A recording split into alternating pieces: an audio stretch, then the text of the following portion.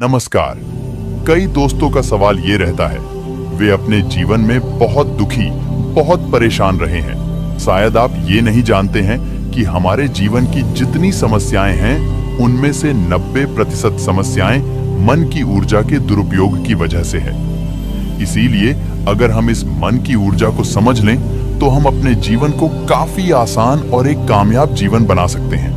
आज इस वीडियो को पूरा देखने के बाद आप खुद ये महसूस करेंगे कि हाँ, इस तरह समझकर अपने जीवन को आसान किया जा सकता है। दोस्तों, मनुष्य का जीवन बेहतरीन बनाने में मन का बहुत महत्वपूर्ण योगदान है। इसलिए सबसे पहले तो यह जानिए कि वास्तव में मन क्या चीज है और इसमें कौन कौन सी शक्तियां छुपी हैं। मन यानी कि हमारा माइंड कंप्यूटर की भाषा में कहा जाए तो यह एक सॉफ्टवेयर है, और मगज यानी कि हमारा ब्रेन कंप्यूटर की भाषा में बात करें तो यह एक हार्डवेयर है। एक भौतिक चीज ही जैसा है जिसे हम देख सकते हैं, छू सकते हैं, काट सकते हैं, रिपेयर कर सकते हैं और नाप सकते हैं। लेकिन मन एक ऊर्जा है, बिजली जैसी ऊर्जा है जिसे हम देख नहीं सकते बल्कि महसूस कर सकते हैं। हमारे जीवन को बेहतर बनाने के लिए यह अति आवश्यक है कि हम पहले यह समझें कि हमारा मन काम कैसे करता है और कैसे हम मन की शक्ति को समझकर अपने जीवन को बेहतर बना सकते हैं। क्योंकि कई बार मन की शक्ति का दुरुपयोग के कारण मनुष्य के जीवन में कठिनाई भी आ सकती है। जैसे उदाहरण के तौर पर बिजली का गलत उपयोग किया जाए तो शॉर्ट सर्किट विस्फोट जैसी घटनाएं हो सकती हैं। ठीक उसी तरह मन की ऊर्जा का दुरुपयोग होने के कारण जीवन में कई समस्याएं आ सकती हैं। दोस्तों, आपसे अनुरोध है कि मन की शक्ति के बारे में संपूर्ण जानकारी लेने के बाद ही इसे अपनी जिंदगी में इस्तेमाल करें। मन का विभाजन हम वास्तविक भौतिक आधार पर नहीं कर सकते, बल्कि यह तो एक मनोवैज्ञानिक की अवधारणा पर आधारित है या फिर मन की अवस्थाएं हैं।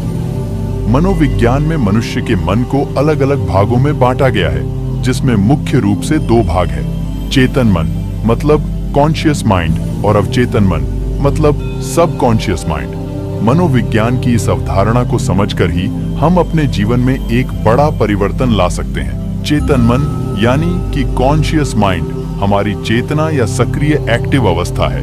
इसमें हम सोच, विचार और तर्क के आधार पर निर्णय लेते हैं या कोई कार्य करते हैं। अवचेतन मन यानी कि सब कॉन्शियस माइंड तर्क एवं सोच विचार के निर्णय नहीं लेता, बल्कि यह हमारे पिछले अनुभवों एवं धारणाओं के आधार पर स्वचालित तरीके से कार्य करता है।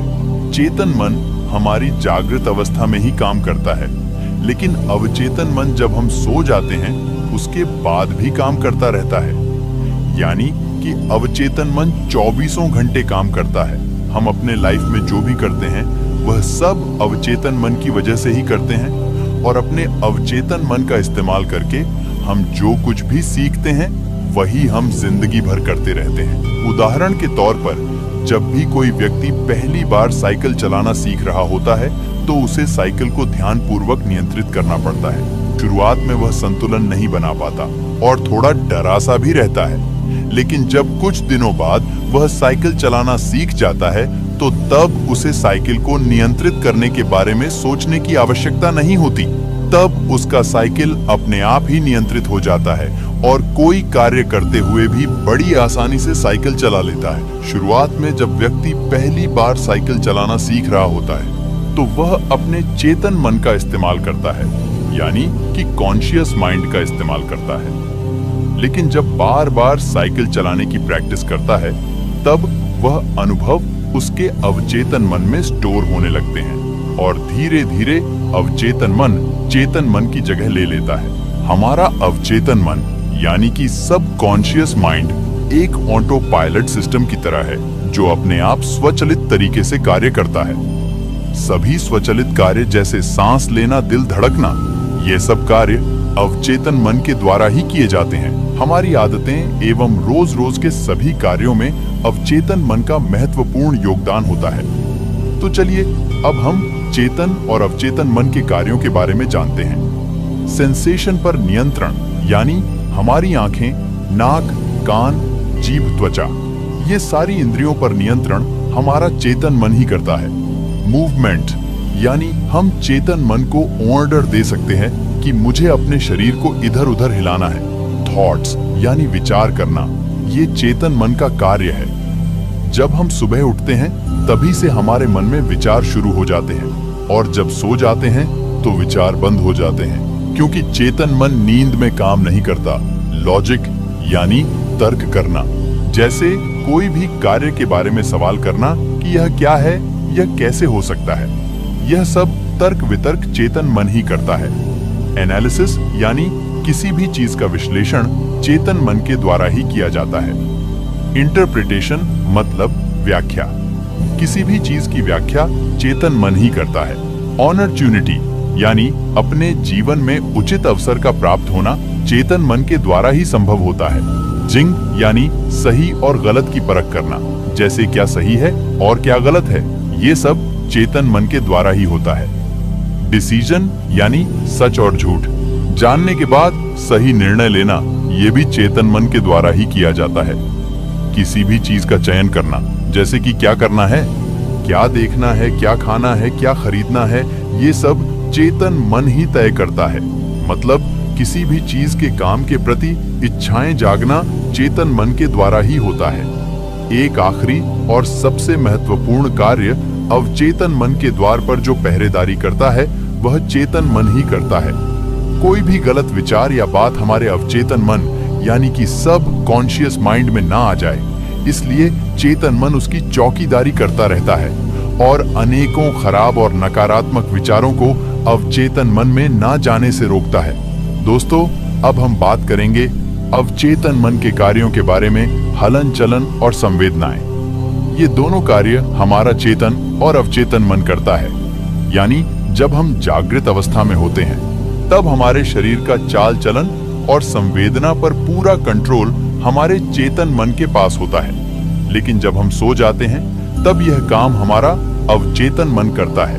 रिफ्लेक्स यानी अवचेतन मन की शक्ति हमें आपातकालीन स्थितियों से बचाती है, जैसे अग्नि पर पैर पड़े तो अचानक से हटा लेते हैं, सांप देखकर उलटे ही भाग खड़े होते हैं, सीढ़ियों से गिरते गिरते संभल जाते हैं। दोस्तों, ईश्वर ने हमारे मन मस्तिष्क में एक ट्रांसमीटर और एक रिसीवर फिट कर रखा है जो इतना शक्तिशाली है कि पूरे ब्रह्मांड में इतनी शक्तिशाली मशीन किसी इंसान ने नहीं बनाई होगी, लेकिन हम इस मशीन को चलाना नहीं जानते, इसलिए इसकी शक्तियां से अनजान हैं। इस पद्धति का उपयोग करके हम दूसरे लोगों की मन की बात तक जान सकते हैं।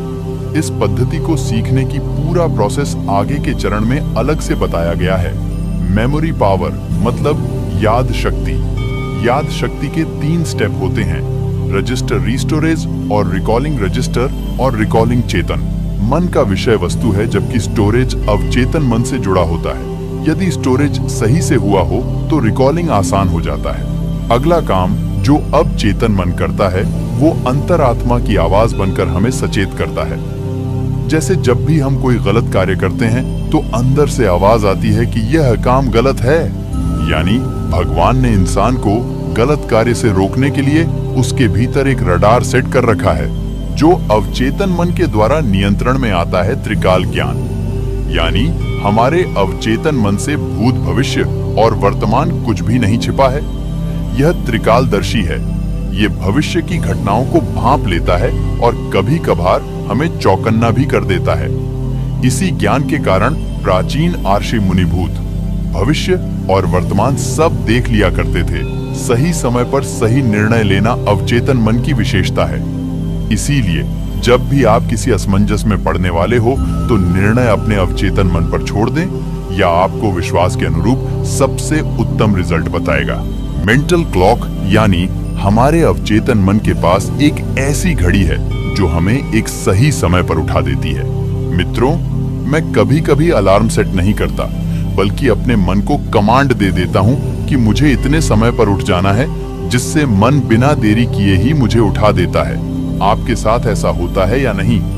कमेंट्स में जरूर बताएं। मेंटल कैलेंडर यानी अपने जीवन में जो भी पाना है उसकी एक निर्धारित समय सीमा का उल्लेख जरूर कीजिए, तभी अवचेतन मन उस पर सही तरीके से कार्य कर पाएगा। हीलिंग पावर यानी अवचेतन मन का इस्तेमाल करके आप बीमार शरीर को भी ठीक कर सकते हैं। एक बार एक आदमी कैंसर रोग से बेहद पीड़ित था और कैंसर भी इतना भयानक था कि शहर के सबसे मशहूर डॉक्टर ने भी इलाज के लिए मना कर दिया था। उसका एक लड़का था जो अपने पिता की हालत देखकर बहुत दुखी रहता था।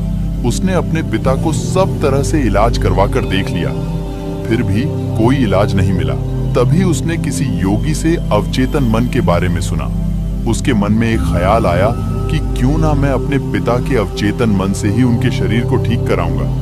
वह सोचने लगा कि अगर मैंने अपने पिता के अवचेतन मन को जगा दिया तो उनका अवचेतन मन ही शरीर को ठीक कर देगा। उसके बाद उस लड़के ने पेड़ से एक लकड़ी तोड़ी और लकड़ी को ले जाकर अपने पिता को दिया और उनसे कहा कि आज मैं एक बहुत महान बाबा से मिला जो बड़े ज्ञानी हैं। उनके पास हजारों लोग आते हैं और वो बाबा हर समस्याओं का समाधान करते हैं। मैंने भी जब आपकी बीमारी के बारे में उन्हें बताया तो उन्होंने मुझे एक लकड़ी देकर कहा कि ये अपने पिता के गले में लटका देना, और उन्होंने एक मंत्र भी दिया है और कहा है कि रोज इस मंत्र को दिन में 2 बार पढ़ना है। इससे तुम्हारे पिता 1 महीने में ही बिल्कुल ठीक हो जाएंगे। उसके पिता को यकीन हो गया कि अगर ये लकड़ी महान बाबा ने दिया है और मंत्र बताया है तो ये मुझे जरूर फायदा करेगा। इसलिए वो रोज उस लकड़ी को अपने गले में बांधकर सच्चे मन से उस मंत्र का जाप करने लगे। इस तरह पूरा 1 महीना भी नहीं बीता था कि उसके पिता एकदम से स्वस्थ हो गए, जबकि सच ये था कि ना तो वह किसी बाबा से मिला था और ना ही ऐसा कोई मंत्र किसी ने उसे बताया था। लेकिन उसके पिता ने फुल फीलिंग्स के साथ उस बात पर यकीन कर लिया और अपने अवचेतन मन को जगाकर अपनी बीमारी को भी खुद ठीक कर लिया। इससे तो ये बात साफ है कि दुनिया की सबसे शक्तिशाली हीलिंग पावर हमारे अवचेतन मन के पास ही है। ये कई बीमारियों को उत्पन्न भी कर सकता है और प्रोसेस को रिवर्स करके ठीक भी कर सकता है। ऐसे और भी बहुत सारे कॉन्सेप्ट आपने भी सुने होंगे कि जब डॉक्टर ने रोगी को कह दिया हो कि आप घर जाइए, आपका इलाज नहीं हो सकता, और उसके बाद वह रोगी बिल्कुल ठीक हो गया हो। दोस्तों, ये सारे कार्य हमारे अवचेतन मन के स्तर पर ही होते हैं। हम सभी एक चुंबक की तरह है जो अपने जीवन में हर उस चीज को खींच सकते हैं जो हमें पसंद हो, किंतु इस मैग्नेट को हमें हमेशा चार्ज करते रहना होगा। इसके लिए शबरी तकनीक अपनाना पड़ेगा। जैसे शबरी हमेशा राम राम करती गई और राम को वहां जाना ही पड़ा। आपको जो चाहिए बस उसी के बारे में सोचे। पैसा चाहिए तो पैसे के बारे में सोचे, पावर चाहिए तो पावर के बारे में सोचे। ये हर हाल में आपकी दुनिया में प्रकट होंगे। जब हम अवचेतन मन को प्राप्त कर लेते हैं तो उसका असर हमारे आसपास भी दिखाई पड़ता है। तो मित्रों, आज की यह जानकारी आप लोगों को अच्छे से जरूर समझ में आया होगा, और जो कुछ है आपको डाउट हो आप कमेंट बॉक्स में पूछ सकते हैं। और अब तक हमारे चैनल को सब्सक्राइब नहीं किए हैं तो सब्सक्राइब कर लीजिए तथा बेल आइकन को प्रेस कर दीजिए। अगले वीडियो मिलते हैं, तब तक के लिए धन्यवाद।